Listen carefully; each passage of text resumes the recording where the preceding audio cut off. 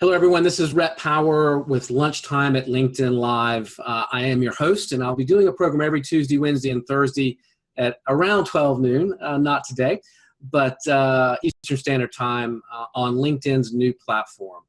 I'll be talking to today's thought leaders, best-selling authors, CEOs, corporate leaders, nonprofit leaders, people who are changing the world, people who are making an impact in the world. And I want to know their secrets to success. I want to know their habits that make them successful so that we can all learn from that and get better. The fun part is it is an interactive program. We can take questions from you on the program because of Social Live and their ability to help us do that. We're also today simulcasting this on Twitter, Facebook, and YouTube. And so if you like the program, like and share it so that other people can benefit from the information. And that's what we want to do, is we want to share this and let as many people learn from our guests as possible. Today, I've got somebody that I met a couple of weeks ago in Italy at an event and was really sort of taken by Valentina Primo. I'm doing the name right. Is it Primo, right? Okay. Just want to make sure. Because I'm bad with pronouncing names. She's a journalist. She's an entrepreneur. She's founder of Startups Without Borders. I know she's a travel junkie. She loves to travel around the world. So we have that in common. But most importantly, she's making a difference in this world. Valentina, welcome to the program. Thank you so much, Rhett. It's a pleasure and an honor to be joining you today. And I can't wait to see all the other interviews as well. Well, we're having fun with it. We're about 2 or 3 weeks in, so the programs, we're learning as we go. But it's fun to just talk to people who are doing really incredible things. One of the things I know about you is that you have this incredible way with words and stories. And so I want to know a little bit about you. I want our audience to know a little bit about you and your story. And how did Startups Without Borders kind of come to pass? Like, I want to know about this dream that you had or this thought that you had and how it sort of evolved and how you got it started. I mean, how did you take an idea that was in your head and make it a reality? Well, actually, the interesting thing is, it was the Arab entrepreneurs, the Egyptian, the Lebanese, the Jordanian, the Syrian entrepreneurs that inspired me to take action and believe in myself. Because, I have taken risks in lives. I moved to Egypt in 2013, just following my hunch. I had come here in 2012, right after the Arab Spring, right after the revolution, because I was curious about learning the culture. I was curious. Were you going to write something? Because you're a journalist. Were you writing something? Were you covering this? Were you? Well, actually, no. I had just finished my master's. I was living in Italy, where I went to do a master's in international cooperation. And I've always been intrigued by different languages and different cultures. I had studied French and English and Italian, and I had started studying Arabic. And for the summer of 2012, I thought, why not move to an Arabic country and really try to figure out, really try to understand what is the Middle East? How do people think? How do Muslims think? Because I was raised in the times of, the times right after 9/11. And that narrative had quite an impact in me. And as a journalist, I've always thought, and I was taught that, there's always another narrative that we're not told. As journalists, we don't represent reality, we create reality, right? Right. So I was really, really curious.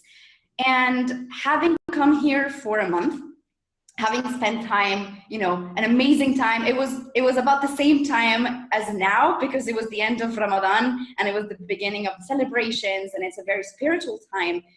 And what I found here once I came was really, really mind-blowing.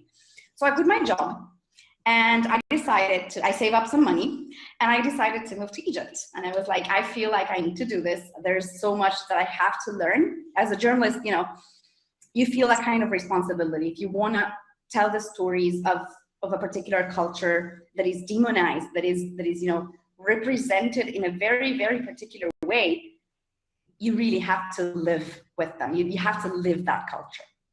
So I moved here. It was January 2013. It was politically and socially, there was a lot of turmoil. There was, it was a bit confusing, but also challenging.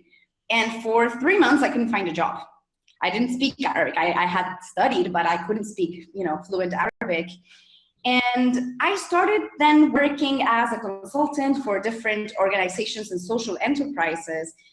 And that led to another thing, and that led to writing positive stories about the Middle East, which brought me closer to the entrepreneurs. Now, as a journalist, I wasn't aware of what a startup was. I wasn't aware of, what a startup ecosystem is. Right. I got to know them. I got a really first-hand approach to entrepreneurship here in Egypt, here in the Middle East. And it is, quite an unexpected place. And it's quite a different image of entrepreneurship. It's quite a different meaning tied to this word and tied to this activity. Because if in Silicon Valley or in Europe, entrepreneurship has a very sort of, there's a lot of charm, there's a lot of luxury and linked to it. Here, it really meant hope. It was a symbol of hope because once, the revolution was over, Morsi was taken down, it was overthrown by the military. And so there was a lot of the feeling, there was a lot of despair amongst the youth. And to see really, really young entrepreneurs who were 21 years old, 25 years old, who were just, they had an idea and they wanted to contribute to their nation. They wanted to create change, by themselves. And seeing how they went at it with no resources. And there's a lot of added challenges. There's no parental support. There's no understanding of what entrepreneurship is. For women, it's even more challenging. And just to be around them, to see all that was incredibly empowering for me. I learned from them, and I was inspired to take action, to believe in myself, to say, okay, I can do it too. Right. And I was at the center of the entrepreneurial scene in Cairo. I started working for Mo4 Network, which is a really big media agency here. And I founded Startup Scene Middle East, a magazine exclusively dedicated to startups. So we would go to every single pitching competition, every single event. We would actually be key partners in some of the most important events here in Egypt. And that really made me understand that telling stories has an impact. Mm-hmm. And as a journalist who then studied international cooperation, that was kind of the perfect mix of what I've always wanted to do, because you want to contribute to change, right? And telling stories is not only important because it can help change the narrative, it can help show the world that the Arab world is not just a place of desert, conflict, and well, it puts a human face on people, right? Because this is really about people at the end of the day. Yeah. Right. Yeah, it's about the stories are, I remember each interview was just mind-blowing, because there was always this thirst for adding value, this thirst to give. Even I remember fintech interviewing, fintech startup founders that started initially with, the intent to really disrupt an industry and create something innovative. But at the end, they had huge social impact because the needs are just immense. This is a country of 100 million people. Most of them are under the poverty line. And so creating a fintech startup that allows people to send money to each other without the need of a bank, that has a huge impact. They ended up contributing to women who needed subsidies and who were able now, thanks to the startup, to collect their subsidies in a kiosk in Dubai. They don't have to take the train all the way to a major city anymore. So it was just mind blowing. Yeah, people I don't think often understand, and I've lived in a lot of developing countries, and the idea that there aren't ATMs all over the place, right? And there's not a way there's so many people that are not in the formal banking sector because they just don't have the money to be. And there's a lot of trust issues with banks in a lot of places. Yeah. And just something like that, a simple way to transfer money and to do commerce, or to just get the money from, for pay that you're owed, is really something that's a challenge in a lot of places. So something just like that simple, that we take for granted in the West, is a major breakthrough in a place like that. Yeah, exactly. I mean, here there's an 80% of the population that is unbanked. 80%, the majority, right? Illiteracy, the rate of illiteracy is huge as well. So, and it's a population that is in its majority very, very young. So the opportunities are not there. There's no job for youth. So entrepreneurship comes to fill this kind of gap, but at the same time, it's what I find really inspiring is that it's the youth, it's the young people, the young entrepreneurs themselves that are creating their path, that are paving their path. And that was just mind-blowing. And then what happened is that, being in Cairo, doing all these interviews, I'm very passionate about telling the human story, as you said. So I started coming across entrepreneurs that were Syrian, that were refugees. And of course, the story was even at another level, right? Because to interview a 22-year-old guy who has come to a new country on his own, has paid for his entire family to come here, and on top of that, created a community of 20,000 students, and then a startup. That was just beyond inspiring. And I began doing more and more interviews. I traveled to Jordan and traveled to France, and I started networking and looking for refugee entrepreneurs. By that time, there was already Techfugees, which is a very, very important organization for entrepreneurs that use tech to solve the refugee crisis, right? And so within all those networks, I started encountering incredible stories. From the story of Tay Al-Rujula, who is a Syrian entrepreneur who spent 2 years in a refugee camp and created a blockchain startup. Tell us about that business. So his business is incredible. And he just, a couple of weeks ago, he just closed another investment round for $1.2 million. So his story is incredible. He's Syrian by, because his father is Syrian, but he was raised in Lebanon, and at the same time he was born in Kuwait. And because he was born in Kuwait during the Gulf War, he doesn't have a birth certificate, right? So that kind of knowledge was in the back of his mind. That kind of lack was in the back of his mind. He moves to Netherlands with a work permit. He had a house, he had a dog, he had a car. And then in 2014, when his contract is over, he's forced to go to a refugee camp just because he has a Syrian passport. He spends 2 years in a refugee camp, but he had already a Bitcoin wallet. He had very, very good knowledge of what cryptocurrencies were and blockchain. So within the camp, instead of wasting time watching soap operas, he does a master's with his laptop and his internet. He does a master's in blockchain, goes to a startup weekend and creates Tycoon, which is a startup that uses blockchain to give stateless people around the world, not just refugees, people who don't have a passport, a nationality, Palestinians, for example. So he gives stateless people a virtual ID using blockchain. And he has reached, the Prince of Netherlands. He has reached the Red Cross and some of major organizations as clients. He's received investment. Now he's writing a book. His story is really, really, it can inspire so many people because he's not only a change maker himself, he's not only an entrepreneur himself, but he also bears witness to the talent, the sheer amount of talent that is locked in these refugee camps. He always says, yeah.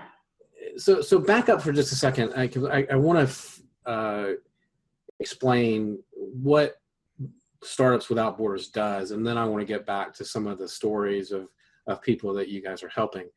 So explain so briefly what the focus is and what the mission is of Startups Without Borders. Yeah.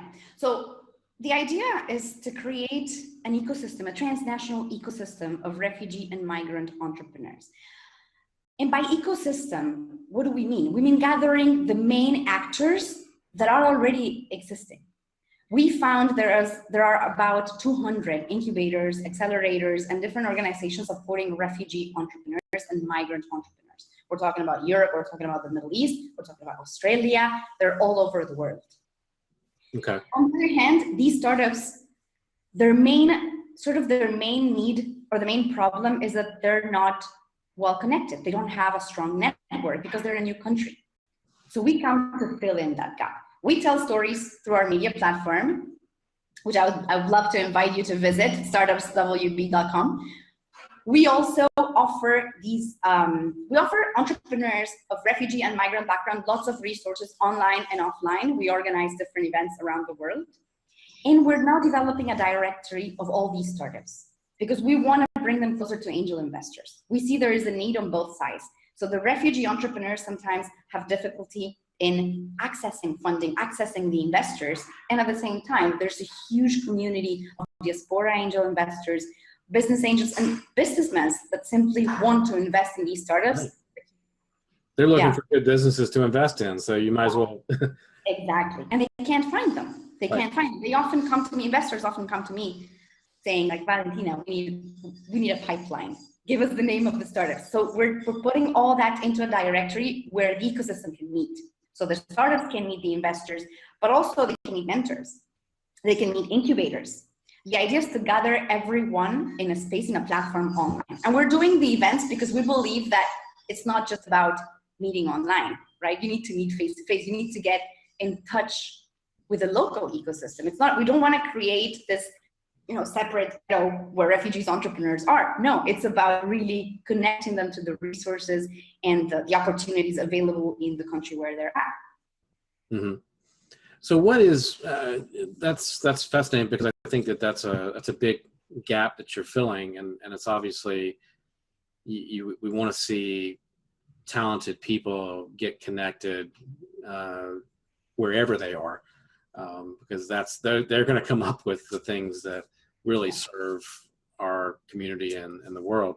What sort of in this political climate that we're in right now, all over the world, not just in Europe, but in the United States and sort of everywhere, sort of this anti-immigrant feeling or politics that's going on. Have you experienced some of that, and are you getting any pushback in places for that? And how have you dealt with it? Well, surprisingly, we haven't received, directly any kind of reaction. It is a very, very sort of hostile environment to do this. Italy right now, the elections last week, they show the results show, what's the social sentiment. But surprisingly, within the startup community, or unsurprisingly, because the more educated you are, the more you know that migration only brings in opportunity. Migration brings in, diversity. And diversity is key for innovation. There are studies that prove that the tech industry today is suffering the lack of diversity. They're missing out on nearly $400 billion because of that lack of diversity, not only in terms of gender, but in terms of race as well. So, within the educated circles, you see that awareness, and you see that openness to different things, different people that think differently. And that's why you need to innovate. You need a good idea is a good idea, no matter where it comes from, right? Exactly. But if you think about it also in practical terms, right? Europe is a society that is in constant transformation now. The European identity is changing. And, you have new needs because there's new people with different social habits. So how do you respond to these new needs with new services, with new products, innovating? There's a very famous quote that says, if we're all thinking the same, if we're all thinking alike, no one is thinking, right? So we need that kind of diversity in the way of thinking. And just look at Silicon Valley. Everyone in the Middle East, in Europe, they love to admire Silicon Valley, and they forget that at its core, there's huge diversity. I think it's 51% of $1 billion startups that are founded by at least one immigrant. Right. So, the data is there. It proves that. And going back to your question, so, we don't get into politics because our point is very clear. We're talking about innovation. We're talking about productivity. Everyone wins. So, it's just a matter of creating together. It's just a matter of opening up to these startups and partnering up with them. One thing that we really focus on doing in the Middle East is helping them find a local co-founder. Because in the Middle East, it's really hard for an entrepreneur who is a foreigner to be able to register the company legally. Right. So that's something we try to find. We try to help with networking activities, with different things, so that they can, partner up and with a local founder and do the startup, create the startup and register it together. So I'm sorry to interrupt, but I want to, you're starting to talk about a couple of the success stories. What are some of the other entrepreneurs that you guys have put together with funding, with VCs or venture capital or angels? And can you tell us a couple of your favorites? Yeah. So for example, in Egypt, we were really, really surprised by the women. How Syrian women, for example, have taken it, taken the reins of the family economy and created businesses and started selling using social media, a very simple tool. So there's Reem Sabouni here in Cairo, a Syrian mother and an entrepreneur who's created this startup called, it was a company, it was initially a group called Moms Club. And she basically uses Montessori education to teach different women and different mothers aspects that are, beyond traditional education. She built a community using Facebook, social media. We're not talking about boosted ads. We're talking about organic reach. And she built a 10,000 people community. While, I was, on the other hand, a couple of years ago working at this media agency where we would kill ourselves to have that kind of audience. We would kill ourselves. And they do it organically. They network, they offer real value, right? They offer real value, which is what makes it a good entrepreneur. You're solving a problem, you're offering value. There you go. You have a business. And she's monetized this by teaching, by teaching these courses. Yeah, she's monetized the courses. And now what we did last year, so we did a coaching competition where the winners got awards in coaching sessions, right? And basically we're helping her transform all the education, all the courses she gives into something a bit more scalable. Right? Doing some parts digitally, doing some parts in person, creating teams.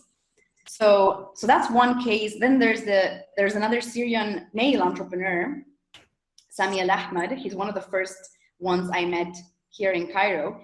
And he has built the largest platform for scholarships in the Middle East, in the entire Middle East. Having arrived alone at 21 years old to Cairo, he first started with an NGO where he would help Syrian students register to university and be able to sort of get accreditation for the studies they had done before. Then he realized there was a bigger problem in the entire region because youth could not access all these scholarships that were available to study abroad, to study in the country. So he built this platform online. He enters a local incubator called Flat 6 Labs. And he's now managing this platform that reaches 1 million people. Wow. So it's just impressive. All run by a team of 3 from Cairo. He has incredible teams, 150 volunteers sourcing all the information. He's just incredible. He's now fundraising, and he's one of the most inspiring stories for me. At least one of the stories that drove me to believe in myself, to launch Startups Without Borders. What's been your biggest challenge? I mean, I know you've gotten, you're well underway, and this thing's going to grow. What have been some of the challenges? What are you facing, and what is it that you're looking? What do you need to grow? What is it that you need to help propel this and grow this more broadly? Well, we're now in the process of preparing this platform, launching this platform. So we're fundraising as well. on the one hand. On the other hand, we're focusing on doing more events in different countries. We've been receiving requests from countries like Costa Rica, Bulgaria. So we're now preparing a system for each country to be able to organize an event or a series of events on their own. And these events are to put entrepreneurs, connect them with local entrepreneurs, or put them in the same ecosystem to introduce them to local. So yeah, so basically we link the entrepreneurs with startup incubators, startup accelerators, with different investors, mentors. So different NGOs have been approaching us to do this. Different organizations linked to startup ecosystems. So there's accelerators that also want to start working on incorporating or sort of integrating these communities because they see that talent, they see that that drive. You're really building a platform that is the link between all this activity, right? Whether it's happening in Egypt, whether it's happening in Costa Rica, whether it's happening in Italy or the United States, wherever that activity is happening, you want to be the link for all of those entrepreneurs and the organizations that are hosting them and sponsoring them. Okay, I see what you're doing here. Okay, that's cool. We are the hub.